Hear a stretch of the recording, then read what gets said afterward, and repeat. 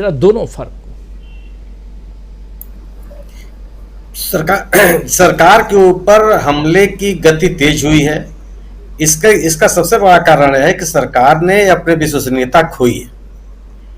अपनी विश्वसनीयता खोने का आधार केवल है कि अगर आप तथ्यों के आधार पर बात नहीं करेंगे तो आप लंबे समय तक लोगों को गुमराह करने की स्थिति में नहीं होते।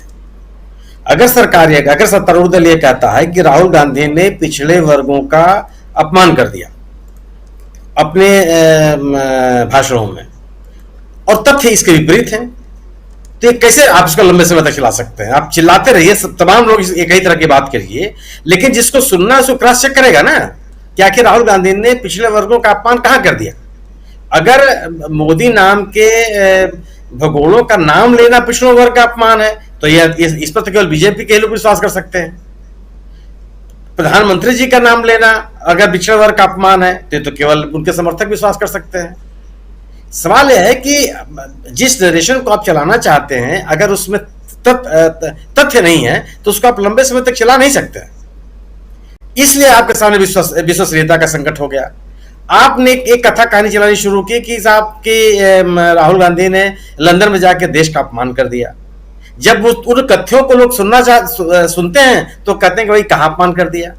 सरकारें आलोचनाओं से कैसे बच सकती हैं? अगर सरकार की आलोचना नहीं होगी तो फिर लोकतंत्र किस बात का? फिर तो एक पार्टी का सरकार चलाइए आप। और सरकारों की आलोचना देश की आलोचना मान ली जाएगी तो फिर तो लोकतांत्रिक मूल्य कोई मतलब ही नहीं हुआ ना कोई। इसलिए ये दरअसल हुआ क्या कि जब आपके विश्वास को लेकर के आपकी बातों पे लोगों का विश्वास बढ़ता चला गया तो हमले बढ़ते चले गए। गवर्नेंस के नाम पर जब आप कोई बात नहीं करते हैं और इधर उधर की राजनीतिक बातों पर आप मुद्दे चलाने का प्रयास करते हैं तो निश्चित रूप से हमले बढ़ेंगे। अगर आपने लोगों के सशक्तिकरण के लिए कुछ नहीं किया, जो देश की समस्याएं थी जिनका समाधान करने का वादा करके आप सत्ता में आए थे, लोगों ने आप पे विश्वास पैदा दिया था, आप उन समस्याओं के समाधान करने के लिए आप कुछ नहीं है, आपके पास बताने के लिए कुछ नहीं है, तो स्वाभाविक है कि आपके ऊपर हमले बढ़ जाएंगे।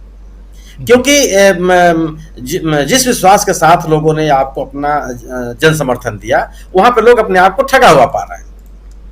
दूसरी चीज कि आप अगर कहते हैं कि साहब जो काम आजादी के समय हो जाना चाहिए था, अगर रेल का कोई काम अगर नहीं हो पाया तो आप इस बात को कैसे कह सकते हैं कि आजादी के समय उसको हो जाना चाहिए था?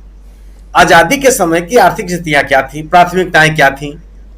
आज जो काम आजादी के दौरान हो गए, जितने शिक्षण संस्थान, जितने एकेडमिक संस्थान, जितने शोध संस्थान आजादी के बाद के सरकारों ने स्थापित कर दिया, आजादी के 70 साल बाद भी आप उन्हें स्थापित कर पाए और हम कहीं गिनती हमारी नहीं हो पा रही है। तो आप मैंने कहने के लिए कुछ उन देश काल परिस्थितियों का आकलन किए बगैर आप कुछ भी कह दीजिए, लोग मान जाएंगे। मुझे तो नहीं लगता कि ऐसा लोग विश्वास कर लेंगे, इन तथ्यों को लोग नहीं जानेंगे। और इन्हीं बातों को चलाने के लिए अगर आप कोई प्रयास करते हैं और वो प्रयास जब सफल नहीं होते हैं तो स्वाभाविक है कि आपका आत्मविश्वास भी घटता है। जब विपक्षी दल, कल तक तो आप कह रहे थे कि विपक्षी दल एक हो ही नहीं सकते, सबके अपने अपने स्वार्थ हैं। आपका ये कहना था कि भ्रष्टाचार के नाम पर लोग इकट्ठे हो रहे हैं। आज अगर वो भ्रष्टाचार के नाम पर इकट्ठे हो रहे हैं तो आप होने क्यों दे रहे हैं? अगर आप हर बात का कंट्रडिक्शन आपके सामने है, आप परिवारवाद पे हमला करते हैं और ये अनिल एंटनी जब आपके पार्टी में चले आते हैं तो परिवारवाद तो नहीं है। अनिल एंटनी का राजनीतिक ताकत कौन सी है सिवाय एंटनी साहब के पुत्र होने के अलावा? तो परिवारवाद नहीं है। अगर आप राजगोपालाचारी साहब के ग्रैंडसन को अपनी पार्टी में ले लेते हैं तो क्या वो परिवारवाद नहीं है? केवल आप जो कहे वो परिवारवाद है और आप जो करें वो परिवारवाद नहीं है।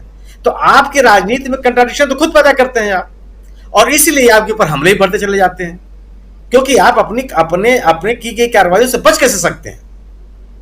दूसरी चीज, अगर आप कर्नाटक में आएंगे, आपने कर्नाटक में जैसे अभी प्रकाश संदूसानी जी ने कहा कि आप कहते हैं कि परिवारवाद, जिन लोगों को आपने टिकट दिया है उनमें कितने परिवारवादी हैं? क्यों नहीं आपने हटा दिया? आपने भ्रष्टाचारियों के खिलाफ कार्रवाई क्या की? और ये उलझ तो गई हैं। आप ये सोचिए कि अगर जब लिंगायत परिवार के साथ बीजेपी ने या कांग्रेस पार्टी ने भी उनके नेताओं का क्या अवहेलना की है, दोनों को इसकी राजनीतिक कीमत अदा करनी पड़ी है। भारतीय जनता पार्टी आज वही काम कर रही है कि अपने आप को लिंगायतों और वोकालिंगा से अलग हट करके एक जो हिंदुत्व की राजनीति करने का प्रयास कर रही है, यह इसके लिए सबसे बड़ा खतरनाक है। क्योंकि वहां पे कुछ राज्यों में, अरे कुछ राज्य के कुछ इलाकों में हो सकता है कि हिंदुत्व का नारा चल जाए, पूरे राज्य में नहीं चल सकता। कर्नाटक उस तरह का राज्य है नहीं। कर्नाटक में के तमाम ऐसे राज्य हैं जो अपने अधिकारों और हक के लिए लड़ने वाले लोग हैं। वो ये भी चाहते हैं कि हम किसी का हक छीन करके उनको न दिया जाए, बल्कि उनका हक जो है वो उनको दिया जाए। आप याद कीजिए कि जब इन्होंने अल्पसंख्यक समुदाय के आरक्षण को हटा करके लिंगायतों का लिंगामेश का बंटवारा किया था, लिंगायत समाज के प्रतिष्ठित लोगों ने इसका विरोध किया कि ये तरीका ठीक नहीं है। ये यहां तक कि जो मठ थे उन लोगों ने इसकी खिलाफत की। तो वो चलने वाला नहीं है। हालांकि प्रयास यही है कि जब आपके पास आपके सरकार की उपलब्धियां बताने के लिए आपके पास नहीं है, तो स्वाभाविक है कि आप अपने जो आपका जो पुराना हिंदुत्व की राजनीति है उसको बढ़ावा देने के अलावा आपके पास कोई विकल्प नहीं है। आज आपके पास कोई चेहरा नहीं है जिसको आप बता सके। इतने दिनों के आप इतने लंबे समय तक शासन में रहने के बावजूद एक चेहरा नहीं आप ला पा रहे हैं। और इसके विपरीत भारतीय जनता पार्टी के विपरीत कांग्रेस की स्थिति क्या है कि कांग्रेस के जितने नेता वहां की राजनीति में है, सबका पब्लिक कनेक्ट बहुत बेहतर है। चाहे वो ओबीसी के नेता हो, सिद्धारमैया साहब उस वर्ग से आते हो, और आज भी आप देखिए कि किसी भी व्यक्ति की तुलना में मुख्यमंत्री के रूप में सर्वाधिक पॉपुलर व्यक्ति सिद्धारमैया है। उस राज्य में सर्वाधिक पसंद के व्यक्ति सिद्धारमैया, जिनको लोग मुख्यमंत्री के रूप में देखना चाहते हैं। और एक सबसे बड़ा तथ्य है कि पिछले 2018 के चुनाव में सत्ता में रहने के बावजूद भारतीय जनता पार्टी के विरुद्ध कांग्रेस का मत प्रतिशत ज्यादा है।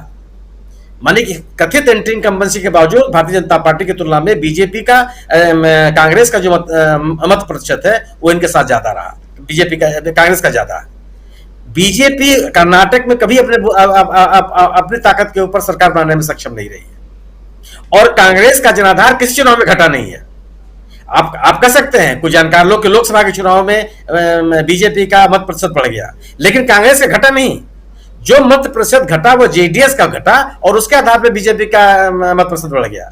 लेकिन कांग्रेस का जो अपना जन समर्थन रहा है, उस जन समर्थन में कभी कमी नहीं आई। तो स्थिति केवल यह है कि विपक्षी दलों की एकजुटता, सरकार का विभिन्न मुद्दों पर असफल होना, सरकार के ऊपर लगने वाले भ्रष्टाचार और अन्य आरोपों के जवाबदेही से बचने की कोशिश, और समाज के विभिन्न वर्गों के मन में, चाहे किसान हो, चाहे विद्यार्थी हो, चाहे महिलाएं हो, चाहे मजदूर हो, चाहे पढ़ा लिखा युवा वर्ग हो, उनके मन में बढ़ता हुआ असंतोष, ये तमाम ऐसे मुद्दे हैं जिसके कारण से सरकार के ऊपर हमले बढ़ते चले जा रहे हैं। अगर आप अपने दायित्वों के प्रति, अगर अपने उत्तरदायित्व का निर्धारण खुद नहीं करेंगे, उसे आप बचने का प्रयास करेंगे, तो यह रणनीति सफल हो नहीं सकती है। आपके ऊपर हमले बढ़ेंगे, और वो उन हमलों की वजह से नियमित आपके प्रति लोगों का विश्वास भी बढ़ेगा। जी बिल्कुल बिल्कुल सही आप कह रहे हैं, अविश्वास भी बढ़ेगा। और लेकिन दूसरी तरफ